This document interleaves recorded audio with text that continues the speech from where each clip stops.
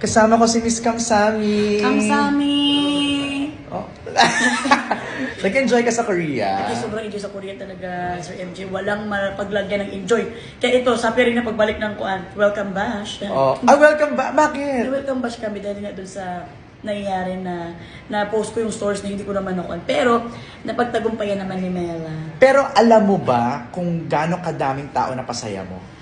Uy, maraming salamat. Sabi nga ng manager ko, pero thank you so much. Dahil napasaya din nila kami. Dahil parang na-trending nga daw nila kami at nag-enjoy din kami doon. At the same time, nag-enjoy din sila sa panood sa amin. Oo, parang ikaw na daw ang ano yun? Tinutok sa kanila, Asia's comedy Oy! star or something.